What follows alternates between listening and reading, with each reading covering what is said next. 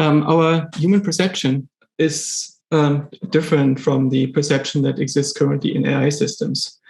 Especially, it's unified. We don't just produce classifications of stimuli, but we have a continuous perceptual process that is representing eventually a single function. And the single function is what we usually call the universe. Another thing that is different from AI systems is that the degrees of freedom in this model of the universe that we have across all domains is trying to match the degrees of freedom of the universe. So the ideal model basically has a model state that corresponds to a world state and vice versa. Of course, we don't really get to a one-to-one correspondence, but current AI models are many orders of magnitude in degrees of freedom above what they're trying to model. So they have more degrees of freedom in their parameters than the domain as it's being modeled. And as a result, the model is not as sparse and as stable as the models that human minds or animal minds can come up with. What we'll also notice is that our representations are hierarchical, and the higher levels in these representations are increasingly sparse and stable. But this is a phenomenon that AI representations are increasingly matching. When we think about how our perception works, it starts out with patterns. Some of these patterns are visual, others auditory or tactile or proprioceptive or emotional, or there are features of our imagination.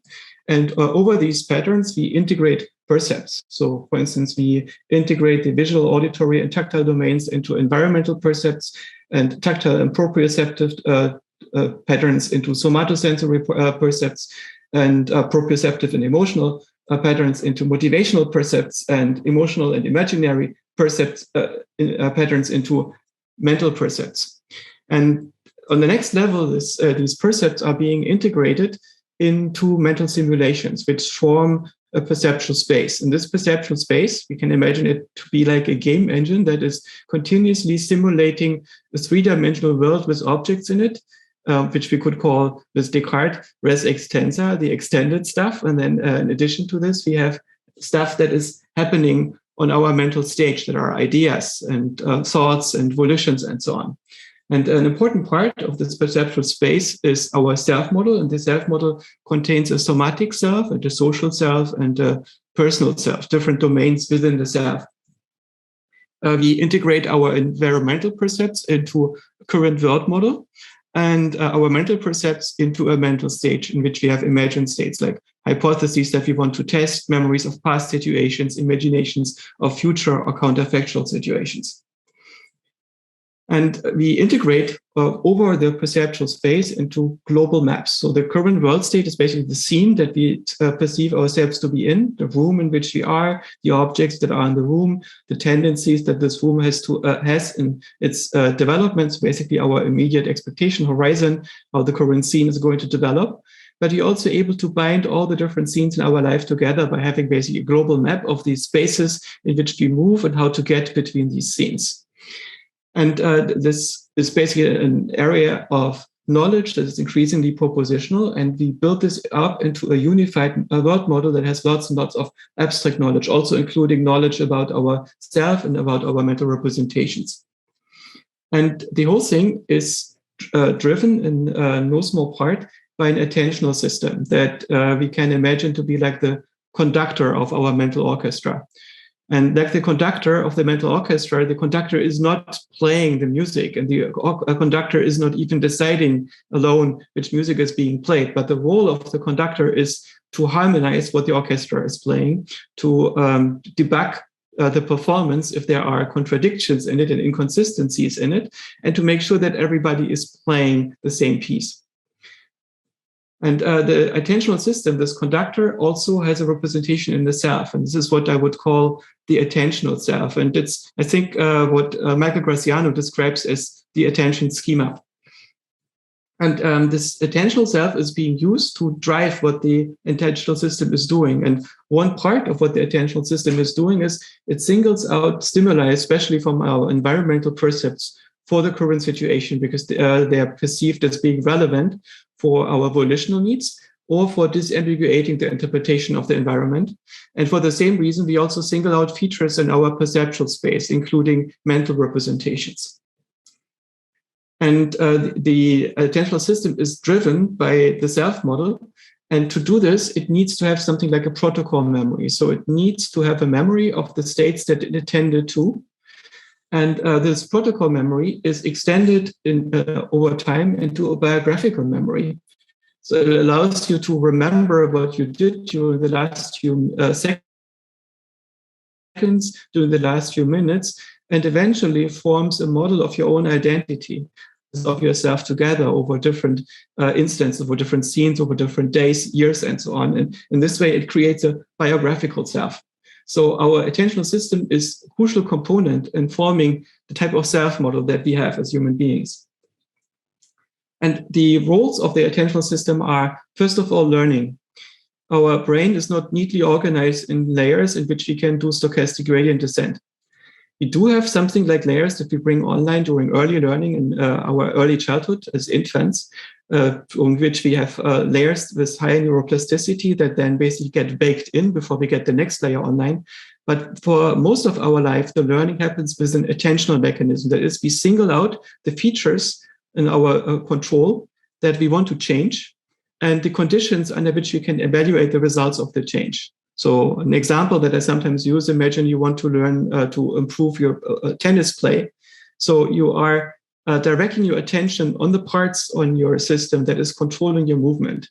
You're not like current neural networks are piping the entire learning through your visual system first, your sensory apparatus, and applying lots and lots of little changes that statistically cancel each other out over enough samples. So the visual system remains roughly unchanged. But your visual system has been almost exhaustively trained in your early childhood. So you're not going to touch it while playing tennis. You directly go for the change in your motor control at a very high level that you want to make.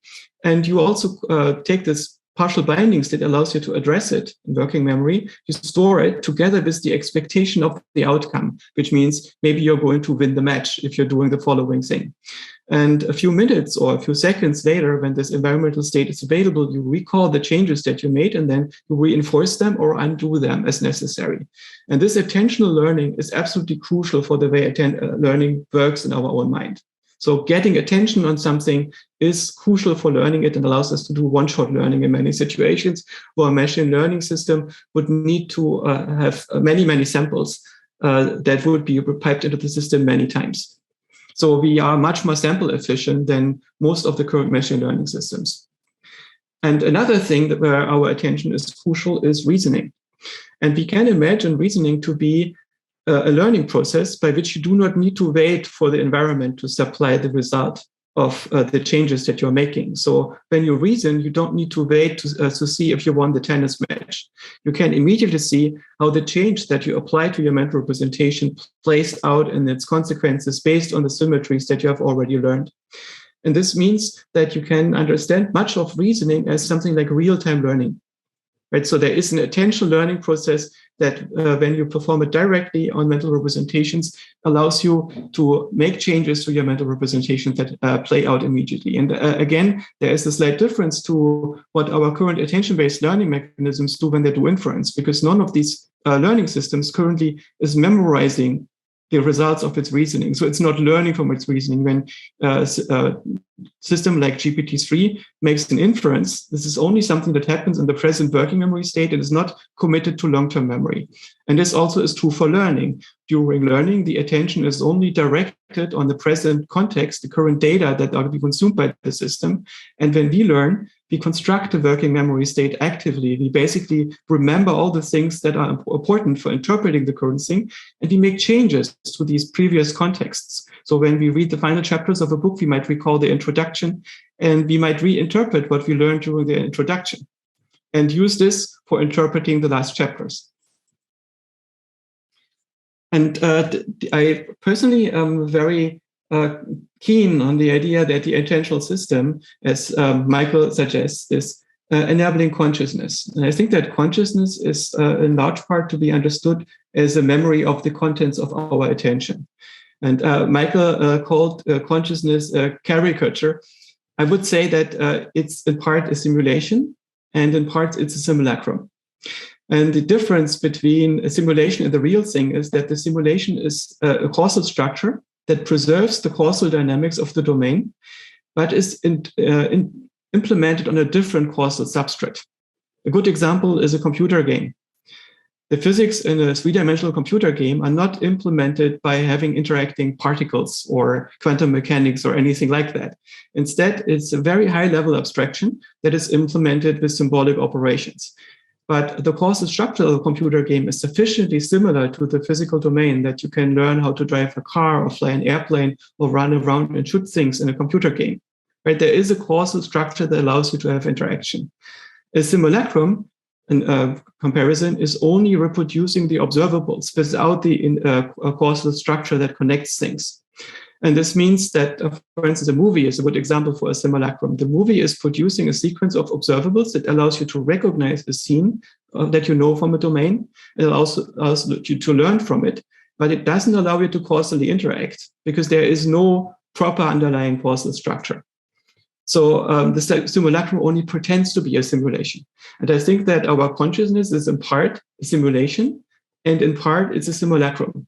It is, for instance, true for our decision-making process. So our perception of free will, I think, is what decision-making under uncertainty looks like to you between discovering the first-person perspective and before deconstructing it again.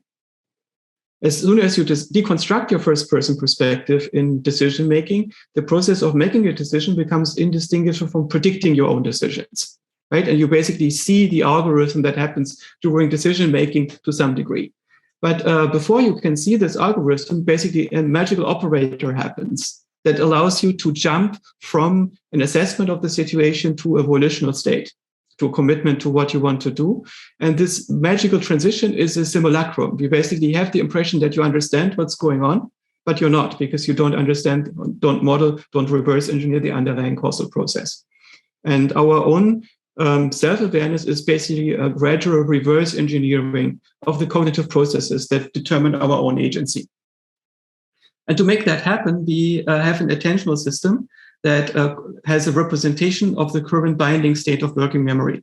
Working memory is basically an interpretation of the current situation along with volitional states and all other parameters that are changing all the time. And the contents of working memory are composed from long-term memory knowledge. That can be tacit knowledge about skills, or it can be propositional knowledge. And in every situation, we compose it into a model of what's currently the case. And a part of that is being attended to by what we call phenomenal consciousness. That's basically what the state of the working memory looks like to a reflective system that is able to make an index memory of part of that binding state. So we can data reconstruct it. And we also have a representation of the fact that we are attending to something and the mode in which we are attending to it. So we are aware of whether the thing that we are attending to is a conditional disambiguation of the scene, for instance, or whether it's a memory of a past situation or a hypothetical situation or something that we consider to be currently the case. And then we have reflexive consciousness, which is basically a representation that the attentional process is indeed the attentional process. And this might be a result of the fact that our mental processes are self-organizing. And we need to identify the nature of the process when we are using it. So our own attention is characterized by flitting back and forth between the awareness of the contents and the awareness of the nature of the process that attends to the contents. There's a difference between perception and attention, I think. Our perceptual system is distributed and it is convergent, which means it largely follows gradients. And it's high dimensional, often continuous, which means geometric. And the hierarchies of perception tend to be fixed. So for instance, we have at a low level, we perceive color, at a slightly high level, we perceive texture, spatial frequencies, then we perceive surfaces, and then we perceive geometry that is moving these surfaces in a certain way. And then object identity and so on. We don't do this in the opposite direction. You have a fixed hierarchy similar to a game engine that is representing features of a scene in a certain hierarchy of abstraction. And in our attentional thinking, we have localized representation that are constructive. When you are constructing something, you cannot just follow a gradient. You need to remember what you tried, what worked, and what didn't work, in which spaces states in the space you already visited. So you need to create an index memory that can be revisited by the attentional process. It allows you to recreate previous states or modify creations of the previous states. And as a result of that, you basically need to have pointers, which means that your representation is going to be low dimensional. There are only relatively few features that you can manipulate at a given time because of the resulting combinatorial explosion. But this also means that your attention needs to be integrated with perception, because the way in which you modulate your attention is going to be given by some kind of a perceptual process that gives you tendencies on how to direct your attention. So these are not entirely separate systems with a strict boundary between the system 1 and system 2, but rather there are systems that are interchanging information and that require each other. Attention is largely analytic. And the analytic hierarchies that we are constructing are very often flexible, which means we can construct hierarchies where you, for instance, say you have a nose inside of a face, and you can have a face drawn on the tip of the nose, and then a nose again in that face, and so on, right? So you can have, in some sense, arbitrary hierarchies that you construct using conceptual structure. The conceptual structure is acting as an address space for the working memory contents that you address in perception. The transformer is a very fascinating model to me. The transformer, I think, evolved in natural language processing rather than in image processing because of the unique demands that natural language processing puts on the algorithms. In image processing, there is an interesting property that is neighboring pixels in the image often are related semantically, right? Because objects in the visual domain tend to be connected. So if you just build a hierarchy where you are looking at the surrounding pixels of each pixel and you group them together layer by layer, you have a very good chance of discovering connected objects. But the same algorithm doesn't work as well in natural language, because in natural language, you very often have beginnings of sentences and ends of sentences be semantically connected and the stuff in between less connected. And if you try to build connective bridges using n-grams, strings of connected things, you have so many different possible words that for statistical reasons, you're often not going to be able to discover the relationship between an article and a noun if there are 3 adjectives in between them, for example. Right? And very often it's not just across many words, but it can even be the connections across multiple sentences or across different chapters or across different books. So we need to have an attentional mechanism that is able to span a much wider area and to do this sparsely. So basically you need to learn where you need to pay attention to. You make statistics over what you make the statistics over. And the algorithm that was discovered in 2017 is relatively simple. It's basically one in which you have attention heads that in the neural network learn which features to attend to based on the present context. It's a layer by layer attention in a way. It's different from the attention in our own mind. And during learning, the transformer performs only an offline processing, and the attention only acts on the present context. So it's not constructing a configuration. It's taking the present configuration that is being fed into the machine learning model and learns which part of that context it needs to pay attention to. For instance, in the famous GPT-3, it is fed in 2048 tokens, which are words at the same time. And it's taking this buffer of words and identifies those words that in a given context are important to pay attention to. And it learns to predict structures that it should build from them as a result. And the representations are static. So every time you pay attention to this present scene, which is a single object. And interestingly, the attention algorithm of the transformer also works for many, many other domains. So while it was invented for doing vision, for doing natural language processing, it turns out that the transformer algorithm can be used for vision and for audio and for cross-modal representations if we find ways to deal with the fact that these have more features in them. And we basically have to make attention sparse. We have to be able to leave out things from the attention. And a very active area of research is how to deal with video, for instance, which has dramatically more data in it. And so we need to have much more sparse attention that is more actively constructed. And our own mind has solved many of the problems that the transformer still has. For our attention is integrated and it strives for coherence. It's basically like an agent that lives inside of the perceptual system. And it features online learning, which means that our attention system interacts with a perceptual system that is entangled in real time with the world, and in real time tries to make a dynamically updating model of reality. And in this, it's driven by the past state, and it directs the interpretation of the present and the future. So in this sense, the attentional graph, the attentional structure is building a dynamic scene graph of the world. And the features in the scene graph are basically not just features that allow you to recognize things, but they are parametric operators that advance the scene predictions. Basically, these operators, the features, are acting on the present perceptual representation of the world and give you a prediction of the next perceptual state. And the attention integrates these latent features into the scene graph. And our attention also drives active perception, which means we direct our retinas to sample data from the environment, and even get up to the bookshelf and get another book and open it to change the context of our working memory into a more suitable one to understand a present thing. And so we have an active perception that is connected to our attentional system, and it's goal-directed. So we have things that we semantically want to understand in a given situation, and that drives the actions, the operations that the attentional system performs. And this is, I think, a far cry from what our current algorithms and AI can do. And this is where I end.